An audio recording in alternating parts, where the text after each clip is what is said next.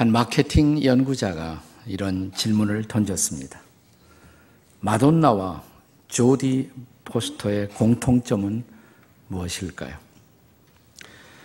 유명 여자 연예인 혹은 밀리언웨어 백만장자?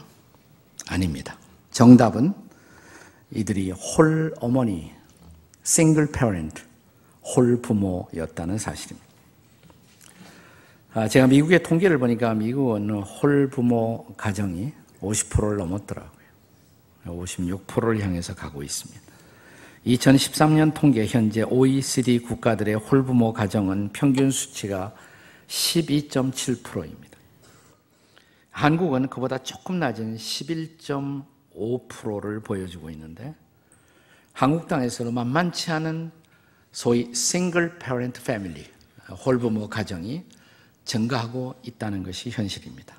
홀부모 가정하면 한 가정 안에 어머니가 없거나 아버지가 없거나 둘 중에 한 부모만이 가정을 유지하고 있는, 그리고 자녀를 기르고 있는 가정을 뜻합니다. 이런 홀부모 가정이 직면한 여러 가지 문제가 많이 있겠죠. 그러나 가장 큰 문제는 아무래도 자녀 양육의 과제입니다.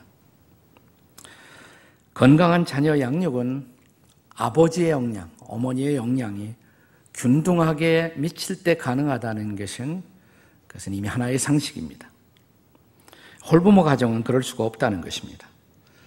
근데 이러한 원리가 우리의 영적 생활에서도 동일하게 적용된다는 것을 아십니까?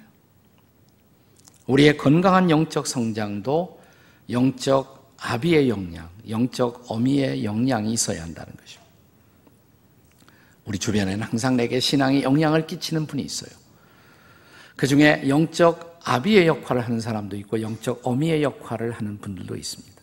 내가 누군가를 향해서 신앙에 영향을 준다면 나는 영적 아비의 역할 혹은 어미의 역할을 하게 되는 것입니다. 내가 누군가를 향해서 유일하게 영향을 끼치는 사람이라면 나는 영적 아비, 어미의 영향을 함께 줄 수가 있어야 하겠죠. 바울 사도는 제2차 전도여행 기간인 추후 50년부터 53년 사이 소위 그리스에 속한 데살로니가 도시에 와서 전도를 합니다. 그리고 데살로니가 교회를 개척하게 되었습니다. 학자들에 따라서는 바울이 3주간 짧은 기간 머물렀다. 또 길게 잡는 사람들은 6개월까지 머물렀을지도 모른다고 말합니다. 어쨌든 짧은 기간에 매우 임팩트가 있는, 영향력이 있는 전도를 했고 그것 때문에 교회가 탄생할 수 있었던 것입니다. 조금 시간이 지나간 후, 한 1년 지나간 후 바울이 고린도라는 도시에 왔을 때 거기서 데살로니가 교인들을 생각하며 거기에 방금 전도를 해서 예수님을 받아들인 성도들을 생각하면서 그들이 신앙이 잘 자라고 있는지 그들을 격려하기 위한 편지를 쓴 것입니다. 그것이 바로 데살로니가서예요. 그러니까 이것은 일종의 내가 전도한 사람들을 향한 양육의 편지라고 할 수가 있습니다. 이것을 우리 신앙의 선배들은 영적 지도라고 불렀어요. 혹은 영성 지도, spiritual direction, 영적으로 지도해 주는 것. 내가 전도한 사람 그대로 버려두지 않고 그들을 계속 지도해야 한다는 것입니다. 나는 이번 여름철 단기 선교를 갔다 오신 분들이 일회성으로 끝나지 않고 할 수 있으면, 가능할 수 있으면 전화도 한번 걸고 또 편지도 한번 쓸 수 있으면 얼마나 좋을까. 그런 방법으로도 우리는 구원받은 예수님을 받아들인 영혼들의 성장을 격려할 수가 있다는 것입니다. 리차드 박스터라는 청교도 지도자가 있었는데 그는 참된 목자라는 책을 쓰면서 참된 목자의 가장 중요한 의무가 뭐냐, 진정한 목자가 되려면 예수님을 받아들인 사람들, 이런 사람들을, 그러나 아직 영적으로 연약하고 미성숙한 사람들을 향해서 영적인 지도를 게을리하지 않는 것, 그게 참된 목자의 중요한 자격이다라고 말을 했습니다. 우리는 지금 철로 역정 시리즈로 말씀을 나누고 있습니다. 자, 주인공인 순례자 크리스찬이 좁은 문을 통과했을 때 선희 씨를 만납니다. 그때 선희 씨가 그를 환영하면서 순례자 크리스찬을 데리고 인도에 간 곳이 어디냐면 해석자의 집이었어요. Interpreter's house, 해석자의 집. 이 집에 들어갔더니 해석자가 집을 다 구경시켜 줍니다. 그것은 앞으로 신앙생활에서 경험해야 할 여러 가지 사건들을 미리 보여주는 거예요. 그것이 바로 일종의 영적 지도라고 할 수가 있는 것입니다. 맨 먼저 목자상을 보여주고 그 다음에 방을 하나하나 열면서 여러 가지 광경들을 보여줍니다. 근데 이 모든 것을 두 가지로 나눌 수가 있어요. 그것은 격려하는 것, 경고하는 것, 두 가지입니다. 격려하는 것은 일종의 영적 어미의 기능이에요. 근데 경고하는 것, 이것은 영적 아비의 기능이라고 할 수가 있습니다. 자, 여기 모든 성숙해 가야 할 영혼들을 위한 두 가지의 영적 지도가 있습니다. 이 두 가지 영적 지도가 뭘까요? 그 첫째는 영적 어미의 사랑입니다. 영적 어미로서 사랑을 베푸는 것. 나 그래서 사랑한다고 해서 끝나서 안 돼요. 그것이 내가 지도하는 사람들에게 소망을 주는 소망의 공급으로 나타나야 합니다. 영적 어미를 통한 소망의 공급. 이것이 영적 지도에서 가장 중요한 것이다 이 말입니다. 바울 사도는 데살로니가 성도들에게 내가 사도로서 사도적 권위를 주장하고 여러분께 접근할 수가 있지만 나는 그렇게 여러분을 만나고 싶지 않습니다. 나는 차라리 영적인 유머로서 어미로서 여러분을 만나고 싶습니다. 그것이 오늘 본문이에요. 7절이죠. 자, 7절 말씀을 다 같이 한번 읽겠습니다. 다 같이 시작. 우리는 그리스도의 사도로서 마땅히 권위를 주장할 수가 있으나 도리어 너희 가운데서 유순한 자가 되어 유모가 자기 자녀를 기름과 같이 하였으나 나는 여러분에게 유모이기를 원합니다. 나는 유모처럼 여러분에게 사랑을 공급하고 영적인 양식을 공급하고 그렇게 여러분을 사랑하기를 원했습니다. 자, 이 데살로니가의 영혼들, 어린 영혼들을 향한 바울이 짧은 기간이었지만 그들에게 베풀어준 사랑의 본질을 바울은 이어서 이렇게 고백합니다. 다음 절 8절에요. 다 같이 읽겠습니다. 시작. 우리가 이같이 너희를 사모하여 하나님의 복음뿐 아니라 우리의 목숨까지도 너희에게 주기를 기뻐함은 너희가 우리의 사랑하는 자가 됨이라. 여러분 이렇게 전도하는데 전도가 안 되겠습니까? 생각해 보세요. 다시 한번 이 고백을. 나는 복음만 주기를 원하는 것이 아니라 목숨까지 주기를 원했습니다. 목숨까지 주기를 원하는 사랑으로 접근하는데 어떻게 복음을 안 받아들이겠어요? 네, 이런 사랑이 사람들의 마음을 움직이는 것이죠. 그러나 이 사랑은 단순히 희생만 하는 사랑으로 그쳐서는 안 돼요. 진정한 사랑은 내가 사랑하는 사람들의 미래를 열어줄 수가 있어야 합니다. 내가 자식을 사랑한다. 어머니들의 사랑, 자식들을 위해서 얼마나 희생합니까? 근데 왜 희생을 해요? 자식들이 풋풋하게 자라나는 미래, 그 당당한 미래를 보고 싶어서 부모가 희생을 아끼지 않는 건 아니에요. 네, 그냥만 사랑만 하는 것으로 끝나서는 안 되는 것이죠. 자, 그래서 여기 데살로니가 성도들에게 정말 바울 사도가 보고 싶어한 것이 뭐냐? 그리고 바울이 기뻐했던 것, 데살로니가 성도를 바라보고 기뻐했던 것, 그 고백을 데살로니가 시작되는 데살로니가 전서 1장 3절에서 볼 수가 있어요. 한번 같이 읽어보세요. 시작. 너희의 믿음의 역사와 사랑의 수고와 우리 주 예수 그리스도에 대한 소망의 인내를 우리 하나님 아버지 앞에서 끊임없이 기억하니. 우리는 흔히 믿음, 소망, 사랑 그러면 그게 어디 있어요? 고린도전서 13장. 거기만 있는 줄 아는 사람 있어? 거기만 있는 줄. 성경 도처에 있어요. 여기도 있어요. 여기도. 자, 다시 한번 그냥 읽지 말고 생각하면서 다시 한번 읽어봐요. 자, 데살로니가서 1장 3절 다시 한번. 너희의 믿음의 역사와 사랑의 수고와 우리 주 예수 그리스도에 대한 소망의 인내를 거기까지만 해도 돼요. 뭐가 나왔어요? 믿음, 사랑, 소망, 이것도 나왔잖아요. 근데 믿음의 역사, 사랑의 수고, 근데 마지막으로 언급한 것이 뭐예요? 소망의 인내. 사랑의 수고로 끝나지 않고 소망의 인내. 내가 사랑으로 수고한 것, 누군가를 위해 사랑으로 수고해요. 그것은 정말 소망스러운 그들의 미래를 바라보고 싶어하는 것, 그것 때문에 인내하는 거예요. 소망의 인내. 그것이 마지막으로 언급되고 있는 것을 볼 수가 있습니다.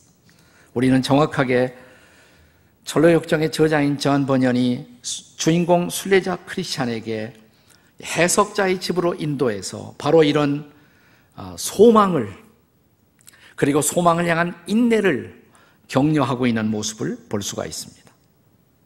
자, 우리가 지난번 설교를 통해 저는 해석자가 벽난로가 있는 방으로 인도한 것을 소개했습니다. 불이 막 피어오르는데 물로 끄는 사람이 있어요. 마귀예요, 마귀. 근데 불이 안 꺼져. 근데 뒤에서 기름으로 계속 기름을 공급해요. 우리 주님이 그렇게 하신다고 그랬죠. 네. 그래서 신앙의 불꽃을 우리가 유지할 수가 있는 것입니다. 그 다음 방, 이제 그 다음 방으로 인도한 순례자 크리스찬을 다음 방으로 인도했는데 해석자의 집안에서 멋진 궁궐이 보여요. 멋진 궁궐이 보입니다. 정중하고 아름답고 화려한 궁궐이었습니다. 얼마나 들어가고 싶겠어요. 근데 가만히 보니까 이 궁궐 앞에 다 군인들이, 병사들이 무장하고 지키고 있는 거예요. 성난 표정으로. 들어갈 수가 없어요. 감히 당장 병사들이 찍을 것 같아서 들어갈 수가 없어요. 들어가고 싶은데 들어가지 못하고 주저하고 지켜보고 있는 누군가 갑자기 한 사나이가 나타나요. 투구를 쓰고 방패를 들고 칼을 든 병사 하나가, 한 사나이가 나타나더니 그 군인들을 향해서 돌진해 갑니다. 용감하게 돌진해 가니까 군인들이 조금 제지하다가 팍 물러가요. 문이 열려요. 궁궐로 입장합니다. 쫙 합창 소리가 막 울려 퍼지기 시작해요. 오라, 어서 오라, 영원한 영광을 누리라. 네. 그리고 이 궁궐로 입장한 이 사나이에게 금빛 찬란한 옷이 입혀집니다. 얼마나 좋아요. 보기만 해도 좋은 광경 아니에요. 네. 자, 바로 이 대목에서 저한 번연은 사도행전 14장 22절의 말씀을 인용하고 있습니다. 한번 같이 읽겠습니다. 다 같이 시작. 제자들의 마음을 굳게 하여 이 믿음에 머물러 있으라 권하고, 또 우리가 하나님의 나라에 들어가려면 많은 환난을 겪어야 할 것이라. 누구나 하나님 나라에 들어가기를 원하죠. 그러나 아무도 환난을 겪기를 원하지는 않습니다. 근데 성경은 이 환난을 극복할 때 그 나라에 들어갈 수가 있다고, 그 나라의 영광을 누릴 수가 있다고, 그렇습니다. 그 나라의 영광, 하나님 나라의 궁극적인 영광, 그 미래의 소망을 가진 자마다 오늘의 어려움과 환난을 극복할 준비가 될 수가 있어야 한다는 사실입니다. 이런 소망의 비전을 갖는 사람들만이 오늘의 싸움에서도 승리할 수가 있다는 것이죠. 아마도 바울은 바로 이쯤에서 우리에게 주신 놀라운 말씀이 있습니다. 아마 요한 번연도 바울의 이 말씀을 이 대목에서 기억하지 않았을까 하는 생각이 듭니다. 디모데후서 4장 7절과 8절입니다. 우리가 잘 아는 말씀이에요. 다 같이 읽겠습니다. 시작. 나는 선한 싸움을 싸우고 나의 달려갈 길을 마치고 믿음을 지켰으니 이제 후로는 나를 위하여 의의 면류관이 예비되었으므로 주 곧 의로우신 재판장이 그날에 내게 주실 것이며 내게만 아니라 주의 나타나심을 사모하는 모든 자에게도니라. 믿으세요, 여러분? 네, 의의 면류관, 그 면류관을 예비하세요. 그러려면 중요한 것이 뭐냐면 선한 싸움을 싸워야 합니다. 오늘이라는 인생의 싸움에서 승리할 때 우리가 천국의 영광을 우리가 마침내 누릴 수가 있다는 사실입니다. 이 광경을 보여주면서 소망을 준 거예요. 비전을 보여줘요. 그렇습니다. 우리 어머니들이 자녀를 키우고 양육할 때도 그냥 사랑만 해서는 안 돼요. 계속 소망을 줘야 돼요. 비전을 줘야 돼요. 네, 꿈을 줄 수가 있어야 합니다. 너는 바로 그 비전을 향해서 가야 한다라고 격려할 수가 있어야죠. 자, 이 비전을 바라보았던 순례자 크리스찬은 빙그레 웃습니다. 그러고 알겠습니다. 이 광경이 무슨 뜻인지 알겠습니다.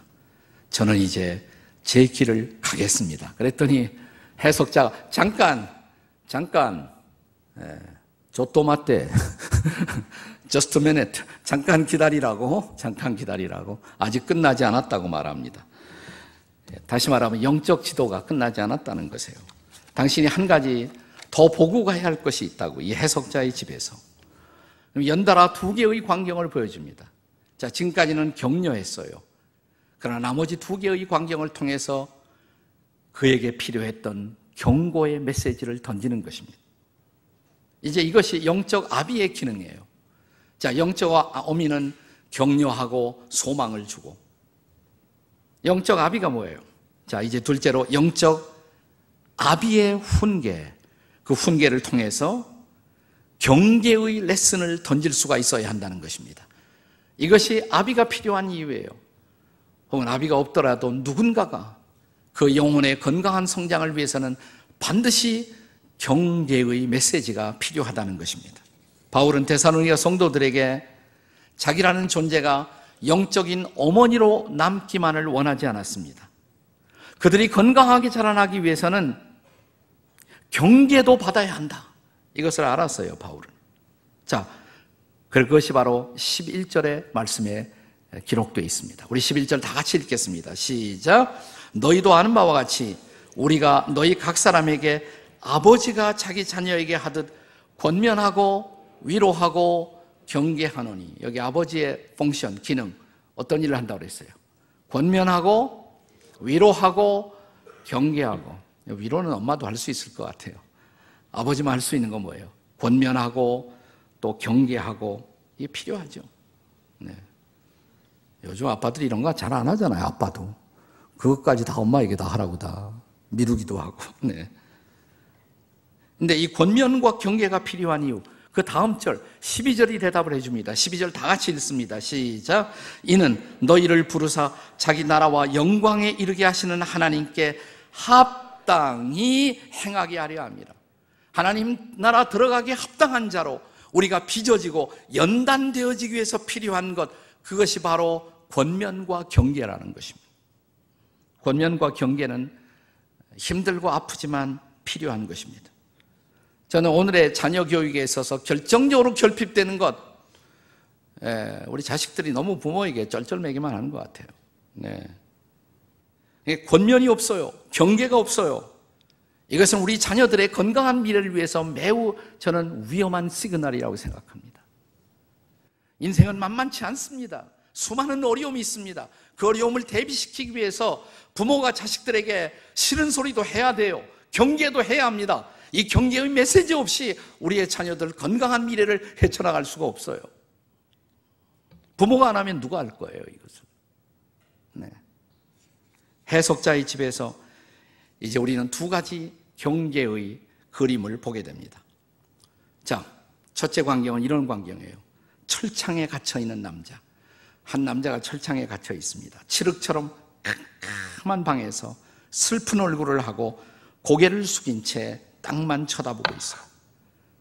그리고 자기의 가슴이 무너져 내리듯 깊은 한숨을 몰아쉬고 있습니다. 크리스찬이 그를 향해서 말을 건넵니다. 당신은 도대체 누구시냐고. 그가 이런 대답을 합니다. 이게 저의 본래의 모습이 아니지요. 본래 저는 새 예루살렘에 들어가기에 부족함이 없는 당당한 인생을 살던 저였습니다. 근데 어느 날 제가 그만 마귀의 유혹에 빠져서 그 욕심을 따라 살다 보니까 어느 날 제가 철창에 이렇게 갇힌 신세가 되었습니다. 여러분, 욕심대로만 사는 것, 본능대로만 사는 것, 그게 위험한 것입니다. 욕심의 절제가 없는 것, 본능의 절제가 없는 것, 그렇게 살다 보면 나중에 망치는 거예요. 자기 자신을 망치는 거예요. 그리고 철장에 갇힐 수밖에 없습니다. 이어서 그는 철장 안에서 그가 절규하고 있습니다. 나는 이 두 손으로 그분을 십자가에 못 박았습니다. 그분의 인격을 모독했습니다. 그분의 의로움을 짓밟았으며 은혜의 성령을 욕되게 했습니다. 이제 말씀을 읽어도 믿음이 회복되지 못하고 회개하고 싶어도 저는 회개가 되지 않습니다. 이 참담한 광경을 보여주면서 해석자는 크리스찬에게 이렇게 말합니다. 이분의 비참한 처지를 잊지 마십시오. 때로 크리스찬도 이런 자리에 도달할 수 있어요. 그러자 크리스찬은 알겠습니다. 또 조심하면서 이 길을 가겠습니다. 해석자, 잠깐만 하나 더 보고 가셔야 한다. 하나 더. 마지막 광경을 하나 더 보여줍니다. 이번에는 침실에서 바들바들 떨고 있는 한 남자의 모습이에요. 네. 아니, 당신은 왜 이렇게 바들바들 떨고 계십니까? 자, 이 남자가 고백을 시작합니다. 그 고백을, 내용을, 줄거리를 요약하면 이렇습니다. 제가 꿈을 꾸었는데 칠흑처럼 어두워진 밤바다, 갑자기 그 밤바다에 불바다로 변하기 시작했어요. 근데 그 위에, 구름 위에 한 위엄 있는 분이 앉아 계셨는데 갑자기 나팔 소리와 함께 그분의 음성이 들리기 시작합니다. 이제 심판의 시간이다. 모두들 심판대 앞으로 나오라. 그러자 알곡과 축정이가 갈라지고, 그리고 천국과 지옥이 갈라지면서 그분의 영광이 나타나는 순간, 갑자기 저는 제가 해결하지 못하고 살아왔던 죄 문제들이 생각나기 시작했습니다. 그리고 저는 그 죄로 말미암아 번민하고 고민 속에 빠져서 지금까지 이렇게 떨고 있습니다. 솔직히 저는 아직 그분의 심판대 앞에 설 준비가 되어 있지 못합니다. 해석자는 크리스찬을 돌아보면서 이렇게 묻습니다. 당신도 이런 광경을 상상해 본 적이 계십니까? 심판의 광경 말입니다. 어느 날 우리는 모두 이 세상의 여행을 마치고 심판대 앞에 서서 나를 심판하신 그분 앞에서 내 인생을 직고하게 된다는 사실을 생각해 보셨는지요? 그러자 생각은 해보았죠. 그리고 주님이 나를 받아주셨다는 사실 때문에 소망도 생기고요. 아직도 제 부족함 때문에 두려움도 생기고요. 그러자 해석자는 빙그레 웃으면서 소망과 두려움, 그것은 우리 모두에게 주신 그분의 선물이죠. Hope and fear, 소망과 두려움, 이것은 하늘이 우리에게 주신 선물이랍니다. 새 예루살렘에 대한 소망, 천국의 소망 꼭 필요한 것이죠. 그러나 그 자리에 도달하기에 합당한 내 모습이 되어 있는지, 자신의 모습을 바라보며 심판의 날 부끄러움 없이 설 수 있도록 자신에 대해서 두려워하는 모습, 이것은 동시에 필요한 것입니다. 그렇습니다. 지금 이 시대는 또다시 아비의 훈계가 필요한 시대가 되었습니다. 잠언 13장 1절을 다 같이 읽겠습니다. 시작. 지혜로운 아들은 아비의 훈계를 들으나 거만한 자는 꾸지람을 즐겨 듣지 아니하느니라. 저는 이 시대에 꼭 필요한 것이 영적 지도가 회복되는 것, 영적 아비들의 지도가 다시 한번 우리의 가정에서, 우리의 교회에서 회복될 수가 있다면 이 시대의 성도들은 다시 한번 영적인 부흥을 경험하게 될 것입니다. 경건한 두려움이야말로 우리 모두 거룩함을 이루어나게 하기 위해서 꼭 필요한 하나님의 선물이라는 사실을 기억하십시오. 그런데 불행한 사실, 우리가 살고 있는 이 시대의 가장 커다란 불행은 신자들조차, 성도들조차 경건한 두려움을 잃어버리고 살고 있다는 사실입니다. 그 결과로 회개도 없고, 교회는 다니는데 회개가 없어요. 회개가 없어요. 회개가 없으니까 회복도 없어요. 교회 나오면서도 나는 여전히 죄라는 철창 속에 갇혀 살고 있는 사람들이 적지 않다는 것입니다.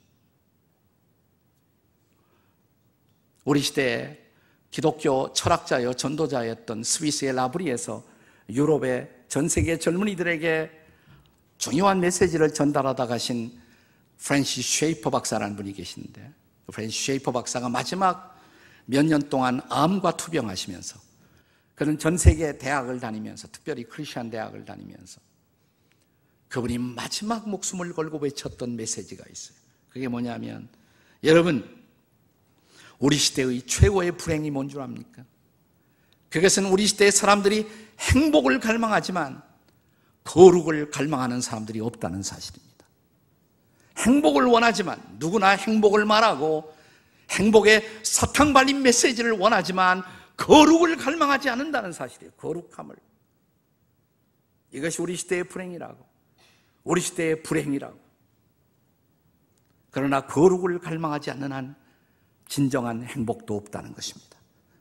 거룩이 회복되지 않는 한 참된 행복도 있을 수가 없다는 것입니다.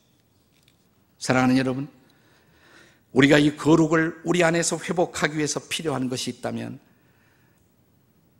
오늘 본문 말씀이, 혹은 철로 역정의 주인공의 입술을 통해서, 해석자의 입술을 통해서 우리에게 오늘 강조되고 있는 메시지, 경건한 두려움이 필요하다는 것입니다.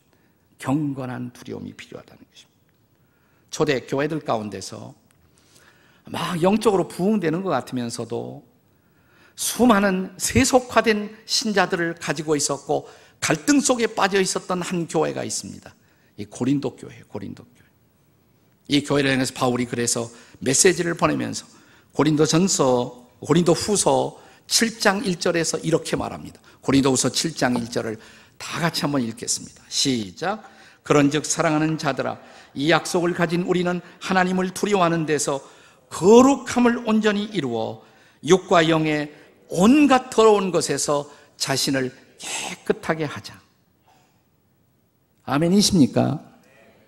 정말 거룩함을 온전히 이루는 삶, 그러기 위해서 거룩하지 못한 것을 향해서 노를 선언하는 삶, 죄를 끊어버리는 삶, 회개하는 삶, 이제 이것이 필요한 때가 되지 않았습니까? 이것이 영적 아비의 경고예요. 우리가 이 경고를 받아들이면, 이 경고 앞에 응답하면 우리 앞에 영광의 미래가 열릴 것입니다. 그리고 우리는 영광의 주님을 볼 것입니다. 그리고 우리의 나머지 인생의 순례길은 진정한 행복이 될 것입니다. 만약 이런 경계들을 망각하고 그냥 그저 그렇게 피상적으로 하루하루 살아간다면 우리는 부끄러운 자로 어느 날 철창에 갇힐 수가 있습니다. 죽음의 침장에서 벌벌 떨며 주님 만나기를 부끄러워할 수가 있습니다. 그렇다면 오늘 여러분의 선택은 무엇입니까? 오늘 이 말씀을 통해서 다가오는 그분의 영적 지도, 특별히 경고의 메시지 앞에 순종하시겠습니까? 응답하시겠습니까? 회개하시겠습니까? 오늘 이 말씀이 저와 여러분을 주 앞에 다시 세우는, 그리고 다시 거룩하게 하는 하나님의 손길, 하나님의 만지심으로 우리에게 다가오는 이 말씀이 되시기를 주의 이름으로 축원합니다.